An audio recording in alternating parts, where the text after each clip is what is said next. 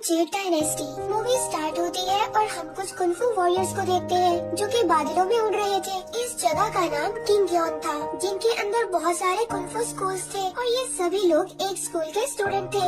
यहाँ पर हम जैंग नाम की लड़की को देखते हैं। जैंग भी इस स्कूल का एक स्टूडेंट था, लेकिन जैंग काफी कमजोर था। वो अपने सीनियर्स की तरह पावरफुल नहीं था, लेकिन जैंग दिल का साफ इंसान था, तभी इसके सीनियर्स इसको पसंद करते थे और जैंग सभी लोगों के लिए खाना भी बनाता था। इन सब में एक टियान नाम की लड़की भी थी, जो कि इसके मास्टर की बेटी थी और शायद जैंग टियान को पसंद करता था, लेकिन टियान उसको अपना भाई समझती थी और हमेशा उसका ख्याल रखती थी। और अब डिनर के वक्त सब लोग बैठे जैंग से बात कर रहे थे, क्योंकि 10 साल हो गए थे। जैंग अभी तक अच्छा कुंफू वॉरियर नहीं बन सका था। टियान हमेशा जैंग की ट्रेनिंग में उसकी मदद करती थी। वो जैंग से कहती थी कि उसको सारा ध्यान लगाकर अपनी एनर्जी को बाहर लाना होगा, लेकिन जैंग कभी फोकस नहीं कर पाता था। वो टियान की ब्यूटी की वजह से डिस्ट्रैक्ट हो जाता था। तभी जैंग को याद आता है कि आज से 10 साल पहले इसी दिन इसके पेरेंट्स को मार दिया गया था। ये सुनकर टियान जैंग को उसके विलेज लेकर जाती है। जैंग उसको बताता है कि 10 साल पहले जब वो अपने घर वापस जा रहा था तो उसने देखा था कि उसके विलेज के पास बिजली का एक घेरा बना हुआ था। जैंग के फादर, जो कि कुनफुन के मास्टर थे, और वो किसी डीमन से लड़ रहे थे और उसने मास्क भी पहना हुआ था और उन्होंने डीमन को हरा भी दिया था। लेकिन लास्ट में उस डीमन ने अपनी थंडर वॉर से उन पर अटैक किया था और सब खत्म हो गया। और वो बताता है कि जब सुबह को मैं और मेरा फ्रेंड जागा तो विलेज के सभी लोग मारे गए थे, जिन लोगों में उसके पेरेंट्स भी शामिल थे। और जैंग ने तभी कसम खाई थी कि वो अपने पेरेंट्स का बदला जरूर लेगा। और तभी वहाँ पर कुनफुन के मास्टर्स आए थे और उनके साथ टियान भी थी। तभी जैंग ने मास्टर से कहा था कि वो उसे अपना स्टूडेंट बना ले, ताकि वो अपने पेरेंट्स का बदला ले सके। और तभी से जैंग के स्कूल में है। और जैंग टियान को बताता है कि 10 साल हो गए, मुझे अभी भी पता नहीं चल सका कि विलेजर्स की मौत का जिम्मेदार कौन था। इसके बाद हम स्कूल को देखते हैं, जहाँ पर सारे कुनफुन मास्टर्स इकट्ठा हुए थे और इनमें एक लेडी मास्टर भी थी, जो सिर्फ लड़कियों को अपना स्टूडेंट बनाती थी। और यहाँ पर ये सभी लोग कुनफुन कॉन्टेस्ट की बातें करते हैं, जिसमें सभी स्कूल के स्टूडेंट्स हिस्सा लेने वाले थे। तभी लेडी मास्टर कहती है कि उनकी एक स्टूडेंट शोए भी इस कंपटीशन में हिस्सा लेगी और उसे जीतने से कोई भी नहीं रोक सकता। और अब रात को सभी स्टूडेंट चुपके से शोए की ट्रेनिंग देखने जाते हैं। शोए बहुत ही ज्यादा प्यारी थी, लेकिन बहुत ज्यादा लोगों की वजह से जैंग शोए के सामने आकर गिर जाता है। और यहाँ पर शोए जैंग को पनिश करने के लिए कुछ खुजली वाले इंसेक्ट्स को छोड़ देती है। और रात को टियान जैंग की बॉडी पर एक ऑयल लगाती है, जिससे जैंग की खुजली कम हो जाती है। और ये ऑयल बहुत ही मुश्किल से मिलता था, लेकिन टियान फिर भी इसको ढूंढ लाई थी। और अब जैंग ये समझता है कि शायद टियान भी उसको पसंद करती है। और अब अगले दिन जैंग एक नदी पर जाता है और वहाँ पर जाकर किसी को आवाज लगाता है और उस नदी में से एक बड़ा सा ड्रैगन बाहर निकलता है। जैंग कभी कभार इस ड्रैगन से मिलने आता था और इसके लिए बहुत सारा खाना भी लाता था। जैंग अब उस ड्रैगन को बताता है कि वो टियान के सामने उसको सब कुछ बताना चाहता है कि वो उसको पसंद करता है। और नेक्स्ट सीन में हम देखते हैं कि टियान जैंग को अपने फादर की कुनफुन बुक्स लाकर देती है, क्योंकि वो चाहती थी कि कॉन्टेस्ट से पहले जैंग भी एक अच्छा कुंफू वॉरियर बन जाए। और इसके बाद जैंग अपनी ट्रेनिंग कर रहा था, तभी जो उसके पास लॉकेट था वो चमकने लगता है। और ये स्टोन उसके फादर ने दिया था और कहा था कि ये बहुत ज्यादा पावरफुल है, लेकिन ये स्टोन तुम्हें अपने कंट्रोल में भी कर सकता है, इसीलिए तुम्हें इस स्टोन को एक गहरी खाई में फेंकना होगा। और अब जब से ये स्टोन जैंग के पास था और अब फाइनली जैंग इस स्टोन को फेंकने के लिए चला जाता है, लेकिन तभी वहाँ पर एक मोंकी आकर जैंग को बहुत ज्यादा परेशान करता है और वो उसके पीछे पड़ जाता है और वो जैंग से स्टोन को लेने के लिए उसे धक्का दे देता है और जैंग एक गहरी नदी में जा गिरता है। और अब जैंग डूब रहा था, लेकिन वो स्टोन उसे पानी से बाहर ले आता है। और अब बाहर निकलते ही वो मोंकी दोबारा जैंग से वो स्टोन छीनने की कोशिश करता है और उसके हाथ पर काट भी लेता है।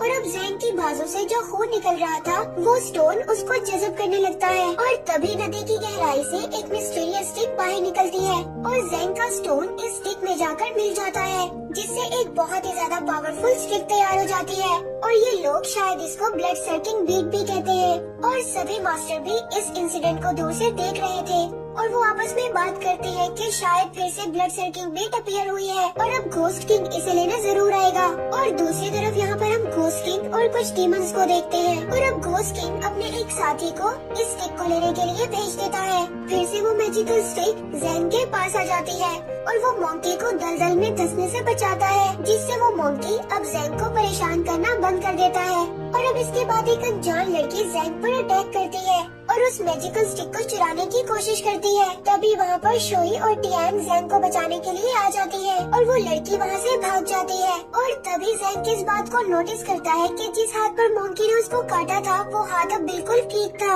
और अब इस बात का ये मतलब था कि इस मैजिकल स्टिक में हीलिंग पावर भी थी।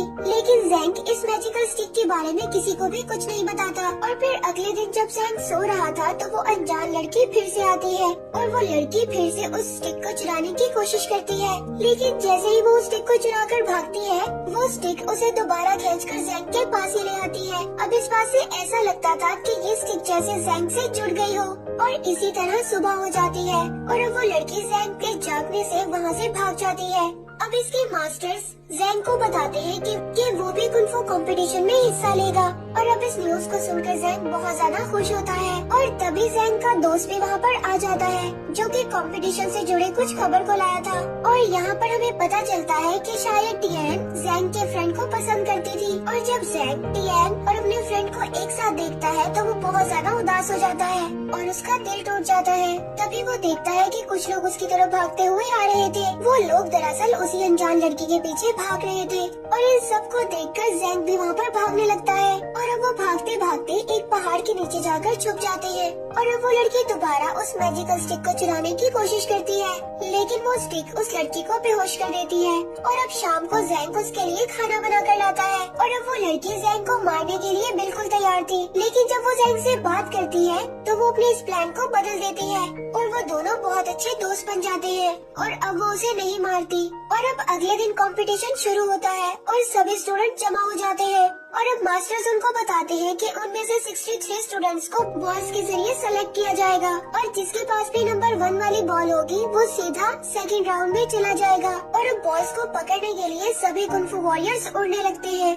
लेकिन जैंग उड़ नहीं सकता था। उसको तभी एक बॉल जमीन पर पड़ी हुई मिल जाती है। इससे पहले जैंग उस बॉल को उठाता शोई अपनी बॉल से उसको बदल देती है। अब जैंग को पता चलता है कि उसे नंबर 1 बॉल मिली है। अब उसे इस कंपटीशन में लड़ना नहीं पड़ेगा। अब जैंग शोई से पूछता है कि उसने उसको नंबर 1 वाली बॉल क्यों दी, जिस पर शोई उसको जवाब देती है कि वो लड़कर आगे बढ़ना चाहती है, ना कि लक के भरोसे पर। और अब नंबर 1 राउंड शुरू होता है और आधे स्टूडेंट एलिमिनेट हो जाते हैं। और अब शोई इस कंपटीशन को जीतने के लिए बहुत ज्यादा मेहनत कर रही थी, जिससे उसकी बॉडी बहुत ज्यादा इंजर्ड होने लगी थी। और उसकी मास्टर उसको कहती है कि वो राउंड 2 में हिस्सा ना ले, लेकिन शोई इस बात को नहीं मानती। तभी उसकी मास्टर उसको एक मेडिसिन देती है जिससे वो जल्दी हील हो जाती है। और राउंड 2 में जैंग की भी फाइट होती है, लेकिन उसकी स्टिक सामने वाले को खुद ही बेहोश कर देती है और जैंग जीत जाता है। और रात को डिनर के वक्त जैंग को पता चलता है कि उसके और टियान के अलावा इनके स्कूल से कोई भी स्टूडेंट आगे नहीं जा सका, लेकिन वो सभी जैंग के लिए बहुत ज्यादा खुश थे। और अगले दिन कंपटीशन फिर स्टार्ट होता है। यहाँ पर जैंग की फाइट उसके फ्रेंड और शोई की फाइट टियान से होती है। यहाँ पर जैंग अपने फ्रेंड के साथ बहुत अच्छी फाइट करता है और उसको हरा देता है, क्योंकि उसे लगता था कि जैंग ने अब तक अपनी मैजिकल पावर को छुपाया हुआ था और जैंग बिल्कुल भी कमजोर नहीं था।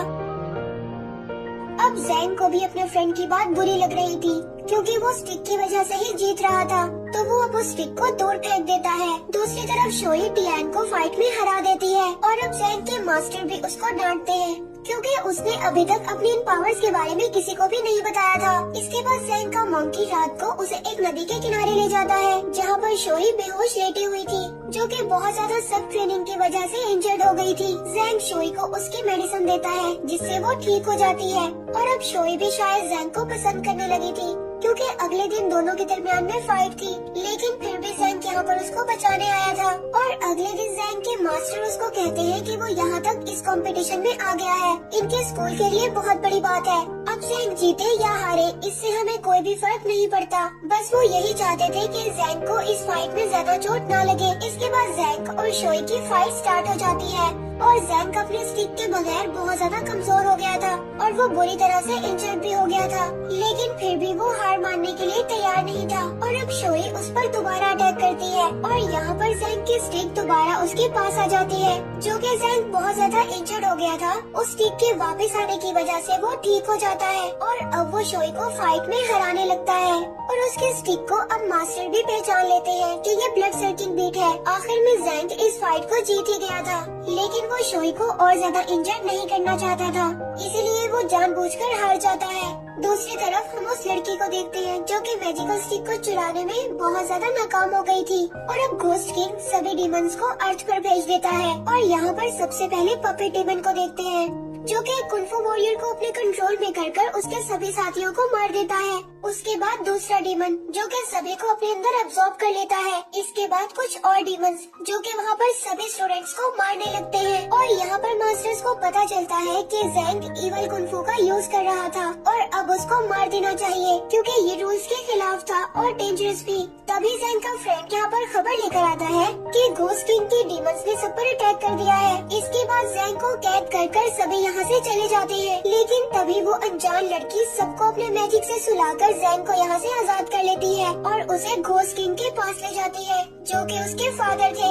और अब घोस्ट किंग जैंग से उस मैजिकल स्टिक को छीन लेता है, लेकिन उस स्टिक में जैंग का ब्लड शामिल था, इसीलिए वो स्टिक दोबारा जैंग के पास चली जाती है। और अब घोस्ट किंग जैंग को मारने लगता है, तभी उसकी बेटी उसको रोक लेती है, लेकिन घोस्ट किंग अपनी बेटी को ही बेहोश कर देता है। और अब घोस्ट किंग और जैंग में फाइट होने लगती है और जैंग को बचाने के लिए सभी मास्टर्स और स्टूडेंट्स आ जाते हैं।